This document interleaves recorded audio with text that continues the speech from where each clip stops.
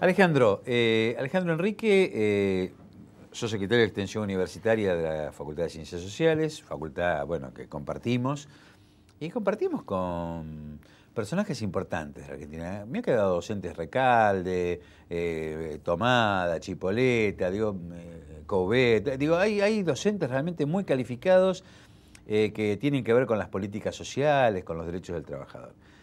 Y bueno, cuando nos pusimos en contacto, realmente me alegró que la facultad en la que yo también doy clases se esté ocupando y preocupando por esta problemática y quiera poner, como siempre digo yo, los libros al servicio de las alpargatas. Si no están en la abstracción académica, bueno, veamos el marco teórico. Esta es una universidad, gracias a Dios, que se quiere comprometer. Contanos, ¿qué es lo que están pensando? ¿Qué es lo que quiere hacer la Facultad de Ciencias Sociales? Bueno, antes que nada, José Luis, gracias por la invitación. Y la verdad que sí es cierto, hay una impronta. Nosotros estamos participando hace 1 año y medio de la gestión de la facultad. Como bien vos sabés, pertenecemos en particular a la comunidad de Relaciones del Trabajo, que es una de las carreras que la componen. Las otras carreras son Sociología, Trabajo Social, Comunicación y Ciencia Política. Y lo cierto es que yo creo que ha habido históricamente cierta tendencia en la facultad más orientada a un desarrollo de carácter académico, más por el lado de la investigación, por el lado de la enseñanza. Y es cierto, somos la Facultad de Ciencias Sociales, tenemos como objeto de estudio, o yo prefiero decir, y muchos colegas preferimos decir, como objeto de nuestros desvelos, lo que sucede en la sociedad. Lo cierto es que en nuestra carrera, que es bastante cenicienta en la facultad, siempre se ha destacado por tener una situación todavía en construcción, en términos de su posicionamiento en las cuestiones más de orden académico, pero sí tenemos un desarrollo en lo que tiene que ver con los intereses del mundo del trabajo.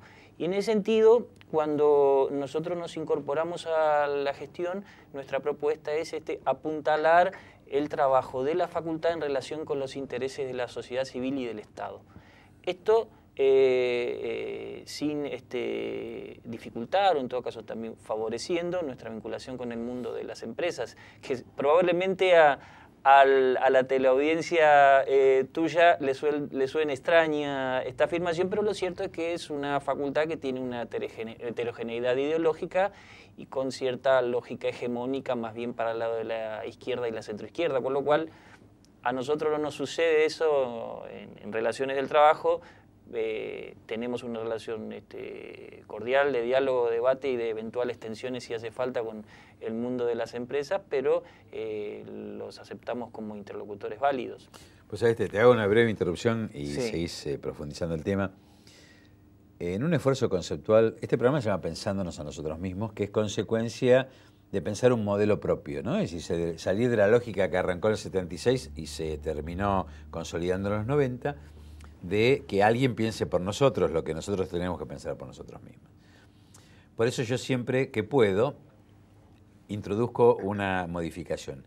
Creo que las categorías de izquierdas y derechas, que las usamos porque más o menos sabemos lo que dice, cada vez menos, porque no es muy claro quién es quién. En el mundo no es claro quién es quién. Sino que me digan, por ejemplo, en España, quién es de izquierda, quién es Zapatero de izquierda, ¿qué izquierda?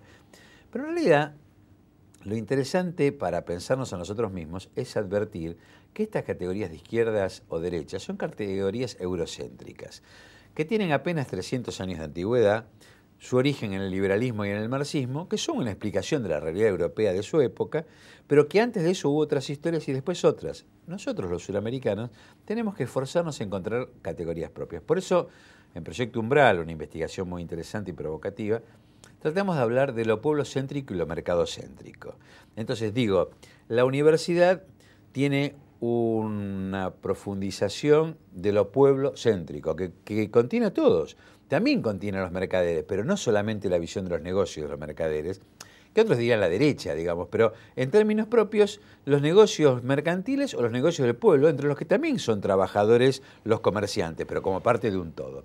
Bueno, hecha este pequeño aporte conceptual, digo simplemente porque esto llega a San Isidro, todo el partido de San Isidro, que también es heterogéneo, que tiene sus sectores ricos y sectores pobres y sectores medios. Digo, bueno, es importante que nos pensemos y que esta universidad también nos ayude. Porque vos me decías que la preocupación que hay en el claustro universitario en apoyar el logro de esta reivindicación legal que está pidiendo el gremio UPAC, ¿no? Exactamente. Y bueno, por ahí un poco extensa quizá la introducción mía, pero la verdad que hay como una preocupación en ese sentido. Nosotros pertenecemos a un espectro de construcción política mucho más relacionado con las lógicas, por decirlo de algún modo, de lo nacional y popular. Entonces, en ese sentido, planteamos ciertas perspectivas de cómo para nosotros la universidad se tiene que vincular con la sociedad civil y el Estado. En ese sentido, entonces, yendo a las cuestiones más prácticas, más puntuales, desarrollamos una serie de iniciativas. Primero, si querés llamarlo así, de carácter actitudinal, y que nos parece que suma bastante en términos de esa relación que se da entre la sociedad civil en general y el Estado y la universidad. Primero porque más allá de los discursos, la declamación, está esa universidad que se pone a sí misma y sobre todo debemos reconocer lo que nos formamos en la UBA se pone a sí misma probablemente en un pedestal y desde una lógica de faro pretende entonces explicar los problemas que acontecen a esta pobre humanidad. Nosotros la verdad que no tenemos esa mirada y entonces nos propusimos recuperar un poco de la estima de los actores de la sociedad civil y el Estado y decir, hola, ¿qué tal? Somos la Facultad de Ciencias Sociales de la UBA, venimos a charlar, venimos a conversar, queremos conocer cuáles son sus inquietudes, cuáles son sus problemas y a priori nos ponemos al servicio. Ya iremos encontrando algún punto en el cual lo que nosotros hacemos pueda llegar quizá a ser útil. Bien, eso de algún modo marca una cierta forma de vincularse con el otro que nosotros consideramos que aporta a otra relación con el Estado y la sociedad civil. Primero porque nos parece muy paradójico y la verdad que no compartimos para nada esa mirada de pensar a la universidad pública como algo que no tiene nada que ver con el Estado. Como decía, por ahí el televidente le puede sonar raro, pero claro, si lo paga el Estado, sí. El ciudadano común lo tiene muy en claro, eso él paga la universidad, la formación de todo aquel que concurre a una universidad pública, que nosotros pretendemos que además sea lo más abierta posible. Pero lo cierto es que después nosotros al interior de esos ámbitos nos constituimos a nosotros mismos como lejos de los intereses de la sociedad, del pueblo, del Estado. Y muchos de nosotros pensamos que eso hay que revertirlo. Y en ese sentido, bueno, había que empezar con un factor de carácter cultural, de carácter actitudinal, pero además había que trazar un par de líneas de trabajo para no quedarnos en ese vicio remanido en nuestro ámbito de las ciencias sociales del discurso, del debate, del vamos a, etc., o el deberíamos, o incurrir en lo que cuando se trata de funciones ejecutivas es un grave vicio, que es la especulación pero no la acción. En ese sentido nosotros entonces trazamos como punto de partida dos ejes de trabajo. Uno relacionado con el mundo de la comunicación popular, un concepto que por ahora lo estamos presentando de esa manera, pero que tiene que ver con los intereses de la sociedad toda en relación con cómo se piensa, cómo se concibe y cómo se transmite las cuestiones de nuestra vida cotidiana, las cuestiones estratégicas, las cuestiones que pueden pasar en el barrio, que pueden pasar también a nivel nacional, etcétera, etcétera, y dándole la voz a todos los actores. En ese sentido, nosotros tenemos la carrera de comunicación social más grande del país, como te decía en la charla previa, tenemos unos estudios realmente envidiables, de avanzada, lo queremos poner a disposición de la sociedad civil y del Estado. Y por otra parte, el otro eje nuestro era desarrollar una actividad de fortalecimiento de la cuestión gremial. Nos parecía que los sindicatos, largamente demonizados, de bastante tiempo a esta parte, de diversas formas, estaban viviendo una etapa fundamental de recuperación del centro de la escena. Esto tiene mucho que ver con cuestiones que nos han venido pasando del 2003 a esta parte y que nosotros teníamos que aportar porque pensamos que como universidad pública, que forma jóvenes que luego van a estar en el mundo de las relaciones del trabajo, a lo mejor en algún momento desarrollándose de la perspectiva de las empresas o de la perspectiva de los trabajadores, lo tienen que hacer con las mejores herramientas. Pero además nosotros pensamos que tenemos que ponernos al servicio de los gremios para, sin perder nunca nuestra posición crítica y autónoma, sumar al desarrollo del mundo de los trabajadores. En ese sentido, fuimos desplegando una agenda de contactos y, sinceramente, nosotros supimos desde muy pronto que queríamos vincularnos con